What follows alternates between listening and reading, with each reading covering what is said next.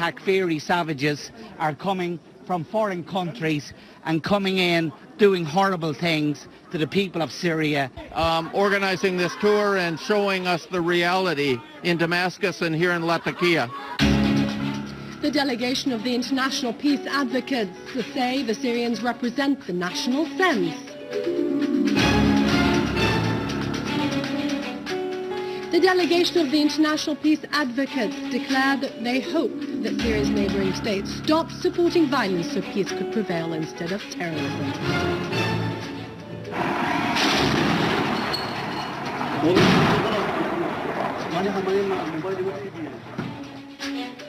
The Syrian Arab army demolished terrorists' dens in al-Mleha, finding a number of tunnels and arresting a gang stealing oil in Palmyra.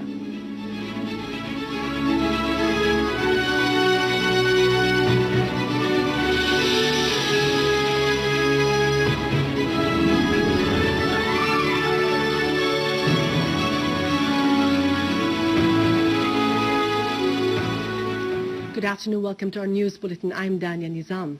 In Latakia, the visiting delegation of International Peace Advocates asserted that Syrians present a real example of the national feeling.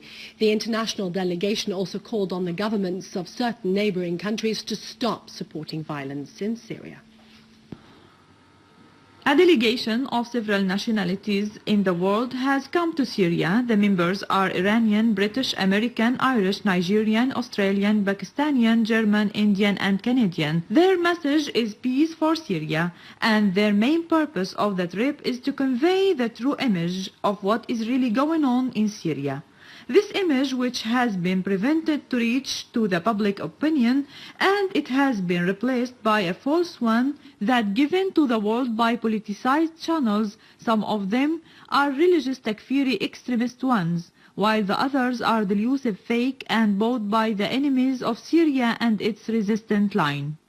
The mayor of Latakia welcomed the delegation of peace supporters. He accompanied its members to the Armenian church and martyrs cemetery, in which the martyrs of the Syrian Arab army and innocent civilian martyrs of the northern countryside of Latakia were buried. After that station, the delegation went to the shelter centers and listened to refugees about the crimes that had been exposed to by the Takfiri armed groups. This solidarity is a human one, and it targets the religious side through praying for Syria and the Syrian people that is forgotten by the world. This civilian people is stripped of its rights.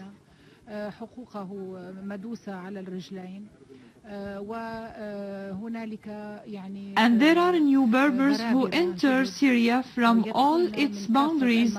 They interfere and hurt the safe Syrian people. The participants in this delegation are of several nationalities. It's true that the Iranian participant is very important.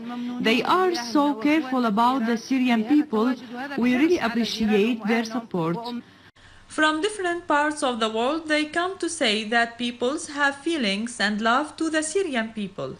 They come to say, we are not satisfied with the politics of our countries towards yours. I used to bring groups to Syria, and it was always a place of tolerance, welcome, and togetherness for people of different communities and faiths. I think that the situation in Syria has been misrepresented internationally, and that is one of the reasons I am here, to come and listen to people, to see the situation. And it is tragic to see this country which has been so ripped apart, but I do not believe it's been ripped apart by the Syrian people. And we come to speak of solidarity and love and desire for peace amongst all the people of this land, and to recognize that that is the real desire of people of Syria. Well, we're standing in an Armenian church at the moment. We have listened to beautiful music inside the church, and there are Armenian women inside that church crying right now. And the question is, why are those people crying?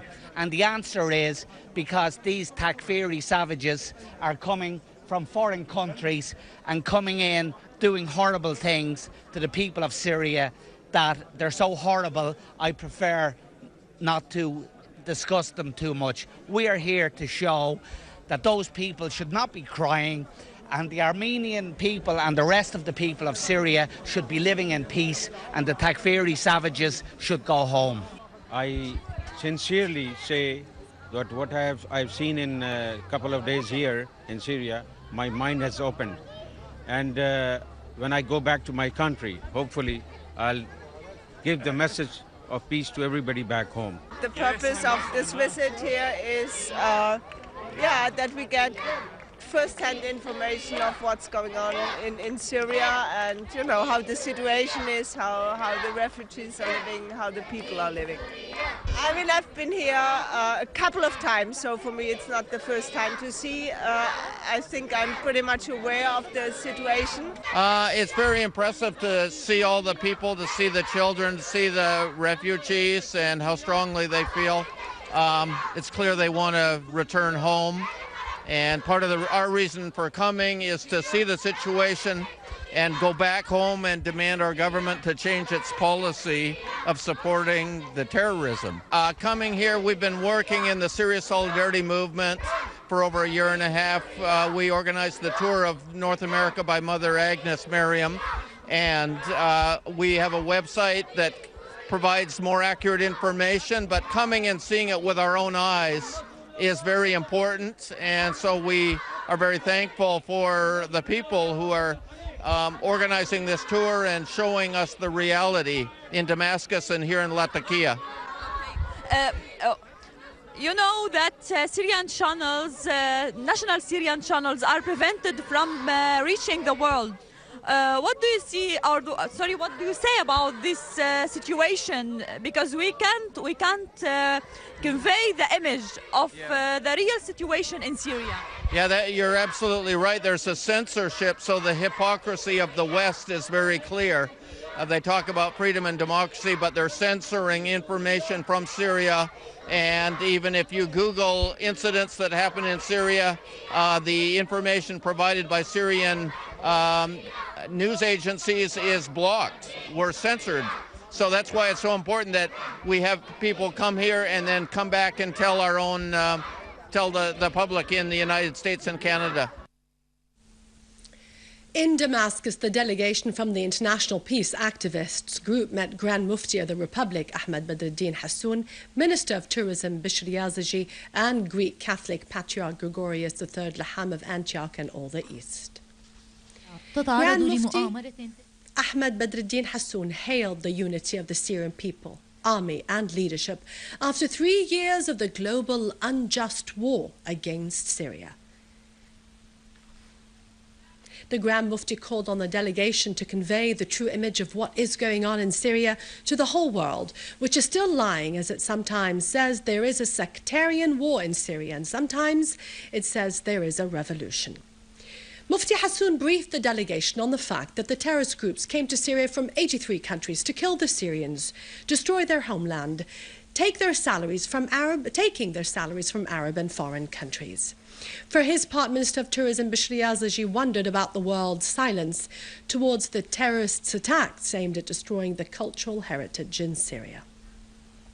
Yazigi called for supporting the Syrian army as the genuine peacemaker who sacrifices itself for defending the whole world against terrorism. In a relevant context, Patriarch Laham stressed the importance of the visit, pointing out that the future of Syria determines the future of the world, hailing Syrian people's steadfastness and aspiration to rebuild Syria, land of peace and love. For their part, members of the delegation stressed that their visit to Syria aims at getting acquainted with the truth of what's going on, to convey the true image to the Western media. In Homs, the delegation of the International Peace Advocates has visited the two sites of the terrorist explosions in Hayker Meloz, gave condolences to the martyrs' families and met families of martyrs and the kidnapped.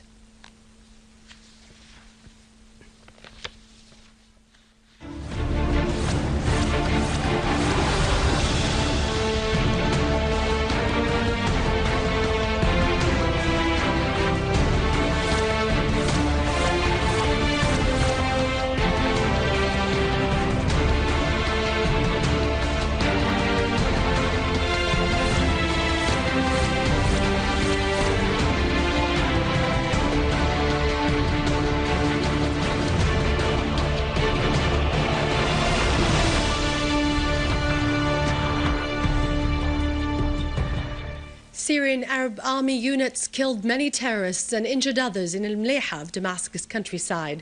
The Syrian Arab army units clashed with several terrorist groups, some of them from the so-called battalion of al-Habib al-Mustafa at the northern entrance of al-Mleha and in the surrounding farms, as well as on the axis of Tamako Pharmaceutical Company, killing many terrorists, injuring others and destroying their weapons and ammunition. In the same area, Syrian Arab army units found many tunnels which were used by the terrorists for movement and for transporting weapons.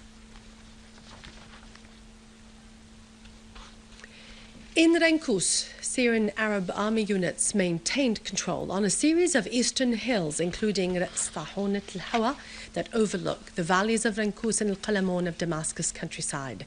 During their operation, Syrian Arab army units destroyed the hideouts of the terrorist groups in Renkus and Mahabba villages, killing many terrorists and destroying their weapons and ammunition. In Hama countryside, 2 citizens were killed and more than 100 others injured in Kafr Zeta as terrorists from Jabhat al-Nusra targeted the residents of the village by poisonous chlorine gas. Jabhat al-Nusra is preparing to carry out other chemical attacks in different areas in the country. Increasing authentic international reports confirm the terrorists' responsibility for the previous poison attacks in Syria. In an article published in the independent newspaper, Patrick Cockburn has said that American Secretary of State John Kerry and the U.S. ambassador at the UN, Samantha Power, were exercising pressures to supply the terrorists with more arms and logistic aid, despite the substantiated evidence that those terrorists adopt the same ideology of that of al-Qaeda. Cockburn further said that the last attack waged by the terrorists on Latakia's northern countryside was under the command of Chechen and Moroccan jihadists fighting in Syria. He concluded this article by saying that the U.S. had done all it could to keep its role in supplying the terrorists in Syria with arms secret through using agents and illusory companies. The American V Trust Today newspaper has published an article entitled "The American Contractors," written by Jeffrey Silverman, who disclosed the U.S.'s and Turkey's involvement in the chemical attack in Syria. Silverman added that a video was circulated earlier showing how a sarin agent was transferred from an American laboratory in Georgia to Syria via Turkey, and that the former American Senator Richard Logar facilitated this operation backed by Washington and Ankara.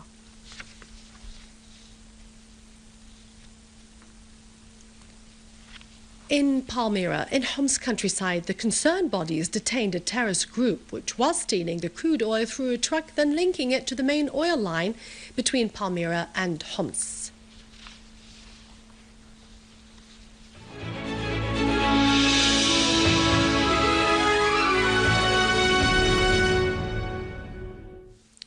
Within the framework of an activity entitled "The Ones Who Achieved Independence Are Able to Achieve Victory," which was held by the Ministry of Culture, Syrian artists and painters started preparations for the anniversary of the Independence Day in Damascus Castle.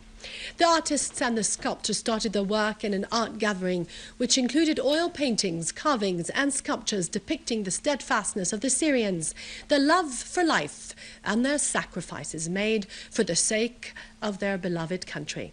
The pieces of art reflect the creativity of the Syrian artists and the rich cultural heritage in the country.